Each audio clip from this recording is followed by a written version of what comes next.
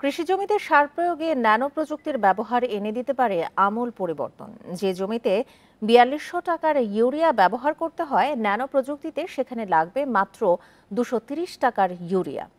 এরই মধ্যে এই প্রযুক্তি গবেষণা পর্যায়ে সফল হয়েছে। এখন প্রয়োজন সরকারের নীতি সহায়তা, আর তা মিললে কৃষি পণ্যের উৎপাদন খরচ কমে আসতে পারে 1/4 ভাগে। বান্ডেল থাকলে প্রতি সেনমানিতে টাকা বাঁচবে।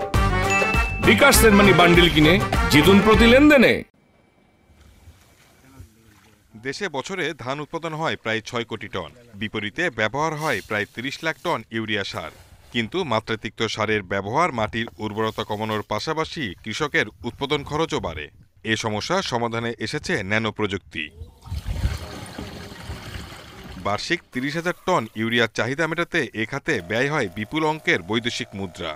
গবেষকদের দাবি, ন্যানো প্রযুক্তির ব্যবহারে ইউরিয়ার ব্যবহার কমিয়ে আনা সম্ভব ১০,০০০ টনে।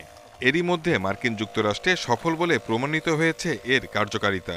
ন্যানো বলতে সবচেয়ে ক্ষুদ্রতে ক্ষুদ্র ফার্টিলাইজার বলি। আমরা এক বস্তায় ইউরিয়ার বিকল্প হিসেবে একটা ৫০০ ml এর ইউরিয়া লিকুইড তৈরি করেছি, যেটা কিনা ইফিসিয়েন্সি বাড়বে প্রায় 90% এবং উৎপাদন বাড়বে ৮ থেকে ১৪% পর্যন্ত।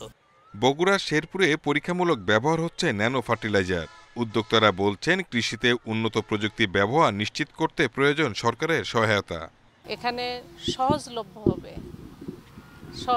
হবে এই কারণে যে ম্যানুফ্যাকচারিং কস্ট আমাদের দেশেই হচ্ছে, যার কারণে কৃষকরা একটু কম দামে পাবে।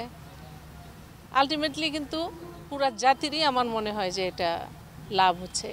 দেশে কৃষি জমির পরিমাণ কমার পাশাপাশি বাড়ছে জনসংখ্যা। ক্রমবর্ধমান এই জনসংখ্যার খাদ্যের চাহিদা পূরণের জন্য কৃষিখাত আধুনিকায়নের তাগিদ বিশেষজ্ঞদের। Shahid Ahmed, independent news, Dhaka.